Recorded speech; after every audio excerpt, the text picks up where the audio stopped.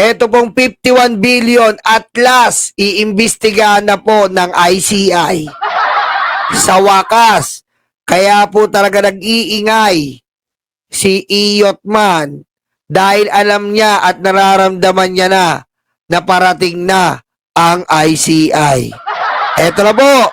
Alright, so ngayon po ay makakapiling po natin mismo sa linya po na ating telepono si ACT Teachers Party List Representative Tony Tino. Kong magandang gabi po, Tony, Enrica po ito. Hi, Tony. Hi, Rita.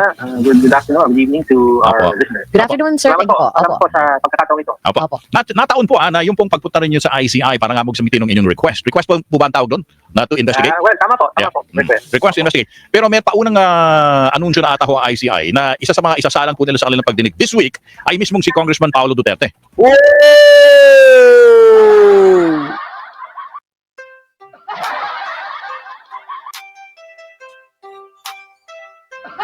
Nagalit si Pulong, sa babae tulong. Nagwala o siya'y nagwala, lumigaw sa saksaking bigla. Ayun, pwede ba lumiyo? Ikaw sa kilagot, iyot man, ako si iyot man. Ang kambat ninyong congressman. Ayos, ayos. Maganda-ganda to, men. Pag hindi ka umatin, wala talagang betlog ang mga Duterte. Kasi yung kapatid mo, talagang wala eh. Talagang baklang-bakla eh, si Barbie. Baka ikaw Barbie ka rin, baste. Oh. Baka Barbie ka rin. Correct. Actually, itong pag-aaral namin sa ilang mga flood control projects sa Davao City. Opo. Actually, ginawa namin itong House Resolution and we filed it as a House Resolution around, I think, mga 2 weeks ago. Okay. Tapos, even then, nung final natin ito, Yeah. ay nagpahayag din kami na dadalhin din natin sa ICI. Aha. So, kaya lang may mga intervening events, not least of which yung mga bagong revelations coming from Zaldico, and further revelations from Yusek Bernardo. Ito, nagpapatungkol na supposedly sa direktang papel na ng Pangulo at saka yung mga key cabinet officials. So, yun muna ang inuna natin. Dinala rin natin sa ICI, sometime last week, nagsubmit tayo ng letter along with other makabayan representatives asking the ICI to investigate those allegations. Kasi presidente na ang involved dito at napapansin natin na the other bodies like the Blue Ribbon Committee and the Senate, parang hindi siniseryoso ang mga allegation na to.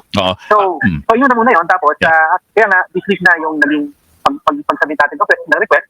And nakita rin natin kahapon na nakaschedule pala si Congressman Pulong Duterte na mag-appear before the ICI. So, pinabuti namin na i-submit na. No, yung dati na namin pinaplano i-submit. Para magamit din ng ICI. Opo. Pero kung yung pong pinapa-investigan nyo sa ICI, yung nabanggit yung halaga ng mga flood control project, nasa may 4.4 billion. No? Pero dun sa mga naunang isisiwalat, Ayan na. Bulong. Ngayon na, umanian yan. Maniya umanin yan. Wala na. Alam mo namin, normal muna inan nyo. Diba? Puro na kayo lamang. Puro kayo lamang, puro kayo. Ha? Ayun, tas niya hindi pumunta, puro kayo. Ha? Niya ayaman mo, puro kayo. Ha? O ngayon anwalan na IBI, kung ino mo. Ha? Ang kaya mo lang mga mungaw. Kaya mo ang pero wag mga matatanda tao na hindi mo na aya kung ino mo. Lak ng wete ko, nahawa na ako ang dami kasi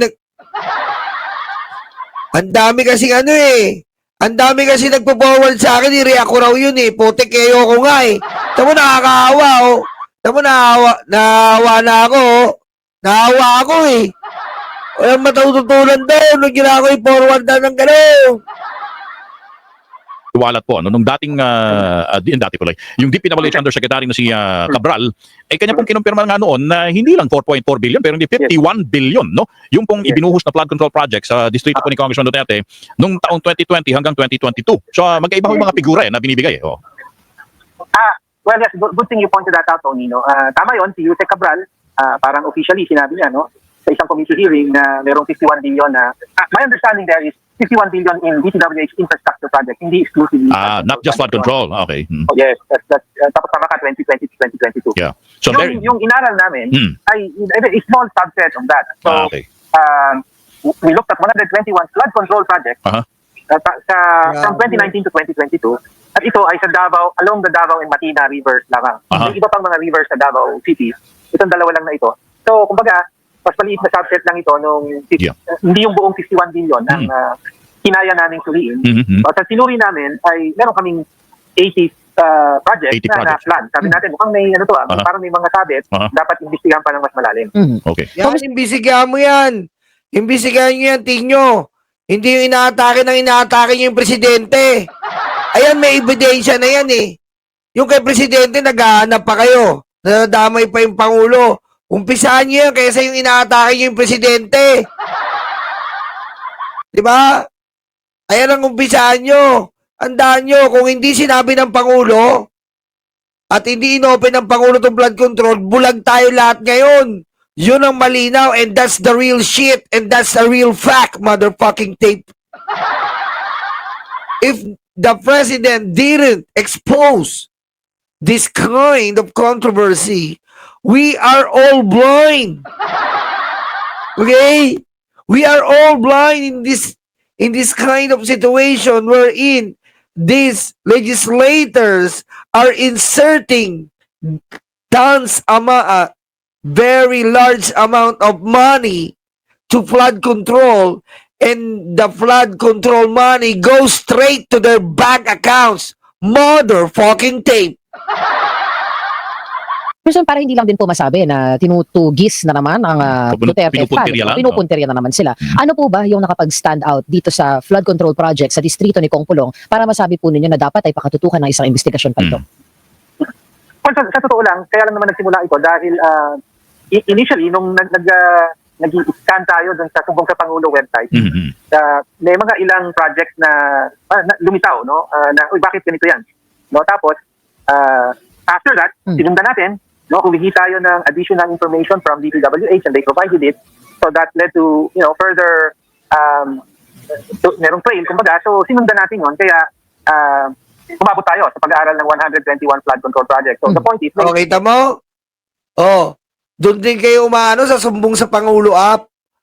Kung yung presidente ang may ano niyan, malalaman nyo. Pero mahirap sa atin eh. Magkaroon tayo ng utang na loob, Noy. Initially, may nakita kaming red flag, and then we look further into it, at mas marami pa kaming nakita. So, yun ang, bakit pinasisilip nyo? Bakit pinapalalim natin? Kasi may nakita kami initially. No? Tapos, sinundan namin, mas marami pa kami nakita. So, therefore, tingin namin, dapat talaga, mas gamitin ng ICI yung mga resources na available sa kanila because we think there are some serious red flags in the project. Doon po sa mga nakita po ninyo na daan-daan, yung bilang na inyo na-discovery, marami po ba dito ay ghost, hindi tapos o substandard? Well, meron tayong nakita na 2 contracts na overlapping. No? So, ibig sabihin, yung sa ilog to, flood control, di ba? Kung titignan mo yung specifications ng contract, parang sumasapaw sa isa't isa. So, isa na yun. So, meron naman sa budget. Ayos si Pulong, doble-doble. Wow! Ayos si Pulong, oh. Ayo, patong na, pinatungan pa. Ayop!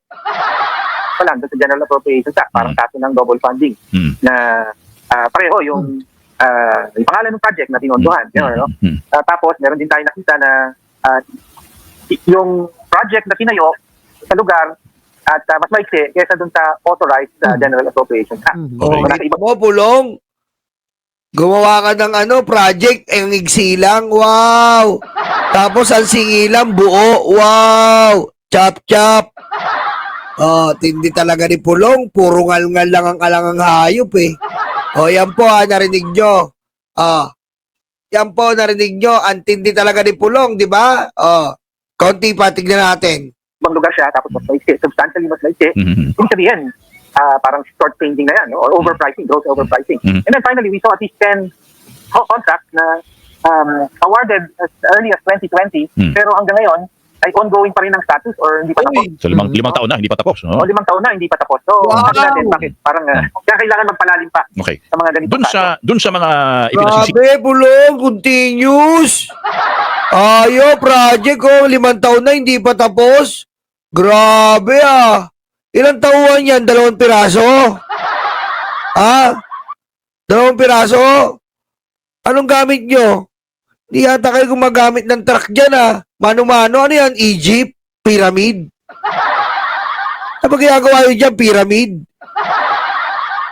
Silip ng mga proyekto, Kong Tony, kasama ho dun sa mga contractor, ay yun daw sinasabing isang mga top campaign donor ni Vice President Sara Duterte, yung Genesis 88 Construction. Yun ho ba ay kasama dun sa isinubmit yung request sa ICI? Yes, kasi dito sa mga na-flag natin na project, pinakamarami yung kanila. No, at least 10 contracts worth over 700 million napunta sa Genesis 88. Okay. Yung one of the top contractors of Davao City actually, na pag-aari nga ng dating presidential assistant ni Pangulong Duterte, tapos campaign donor. One of the top campaign donors of Vice President Sara Duterte in 2022. Which is incidentally prohibited dapat yan, di ba? Kapag ikaw ay contractor, hindi ka dapat. Depende. Whether directly or indirectly, hindi ka pwede mag-donate. Depende na yun, Kong Tony, kasi dun sa kaso ni Senator Chis Escudero, parang may nag-set na president ang COMELEC na papayagan nila na makapagbigay ng donasyon basta hindi daw galing dun sa kumpanya. Well, of course, hindi natin dapat tanggapin ang decision na yan because the law says bawal ang donasyon, whether directly No or distinction. indirectly. No. Merong indirectly na salita sa batas. Precisely na tropa niya si Escudero, ganun talaga. COMELEC chairman, di ba? COMELEC chairman, tropa mo si Escudero ganun talaga, no?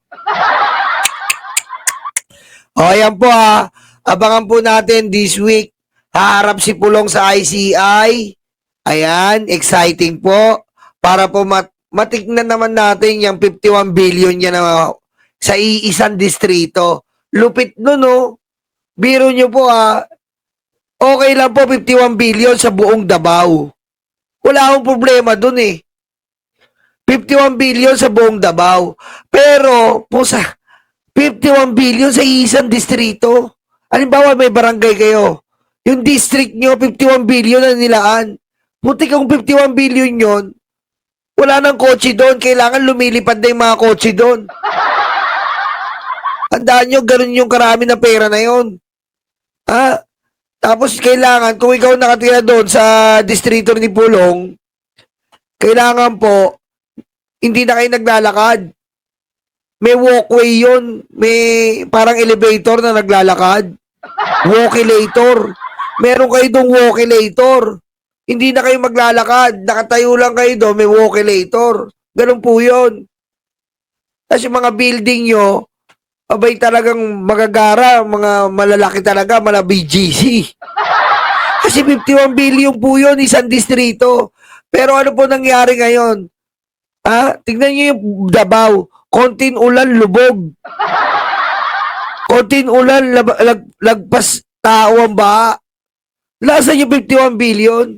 Hanggang ngayon pala, meron pa tapos na hindi project.